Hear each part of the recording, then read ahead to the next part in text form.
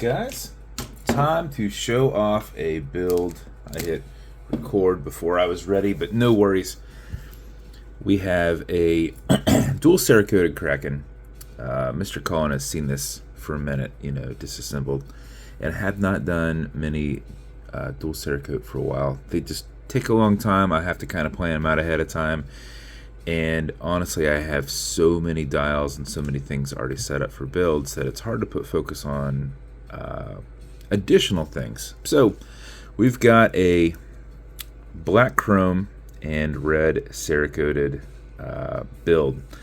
This Kraken has a little bit more detail added in throughout around the tentacles. The black chrome is in the forefront with the red obviously in the background. Dual cerakoting, we have to basically do the whole thing in that black chrome, bake it all on, then do the whole thing in red, and before baking it on, remove the red from everything that's raised, which can take some time. Then it's backside lumed. It's in a red case. We've got a dual cerakoted steel diver bezel, black chrome crown, and black chrome. Oh, I thought the caseback was. The ring on the caseback is on the black chrome. Then we've got Kraken engraved caseback, obviously the crown, little Kraken down here, Kraken across the clasp. So we've got a red clasp with the keeper, or the second lock, done in the black chrome. Black chrome shark mesh hybrid. Bend this up just a little bit so I'm not pointing it down so hard. And then red sides. So this thing came out pretty awesome. Did a red and black mariner set with a black seconds hand. And that is basically the build in a nutshell. Bezels on there decently tight. The Cerakote makes it hold just a little bit more. Have a brass tension ring in there, which is a little bit thicker. Automatic mechanical, as they all are. You can't see in here, but you get a signed rotor and a stainless steel movement holder. Actually, I think I did a bead blasted one. But automatic mechanical, so you can wind it, wear it, put it in a watch winder. But if it's dead or you're not going to be very active, make sure you wind it just a little bit. And how you do that is you back the crown off the threads till you hear it and feel it clicking. At that point, you can wind, and a wind is a turn this way. Actually, on this watch, oddly, it has the smoothest winding and time setting. I don't know what aligned differently in this watch than all the others I did, but it feels nice and smooth. Extra smooth. A wind is turned that way. Turning it back towards you doesn't do anything, but it's a lot easier to keep your finger spacing and just go back and forth. If you do that for 4 or 5 seconds before you put it on, even if you're not very active, you'll keep time throughout the day. And if you do it for something closer to 15 seconds, you're going to max out that 31 plus hour power reserve on it. You cannot overwind it, so don't worry about that. When you're happy with your winding, you're going to pull it to the 1 and only click. At that point, you can set your time. It does not have a hacking movement, so it's going to keep going. You'll also notice you've got a wobble crown. That deflects lateral pressure from going into the stem and into the movement, so when you're pushing and prying on it, you're not putting any adverse pressures anywhere.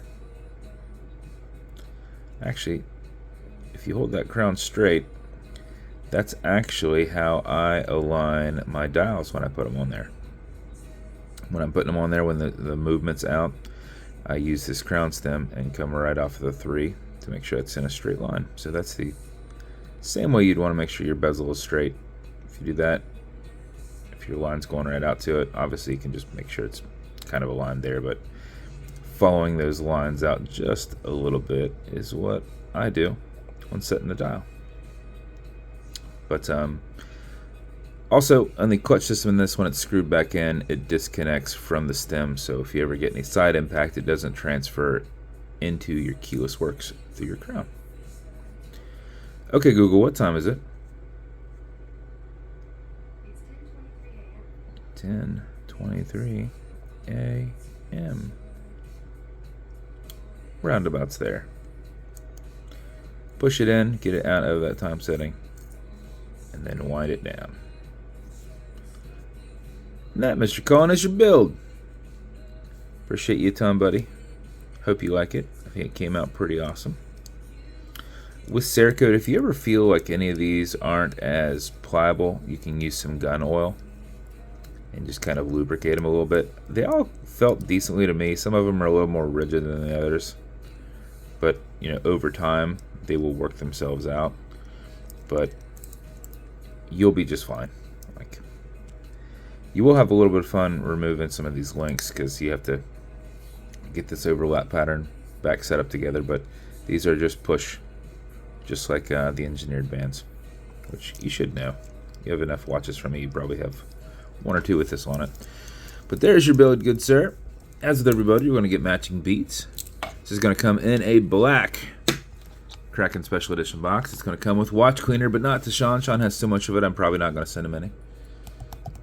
But normally come with watch cleaners. It's good on all glass and metal parts. So this watch is a whole and a microfiber. So you might get the microfiber because I always wrap it in that. And then some fine scratch remover. Don't need to send any to you, but it's for the acrylic glass because you can scratch it. If you do, put a tiny bit of this on it and buff it out using the included microfiber that matches in color. If it scratches up and down, you would go left and right with it, filling that scratch, haze it, buff it out. If it's still there, wait a little bit, let it solidify, and then revisit it. That is your build, man. I hope you like it, buddy. If you want me to build you something custom and unique, reach out and I'll see what I can do. And if you want to continue to see videos like this, like and subscribe as I put them up all the time. Thanks, guys.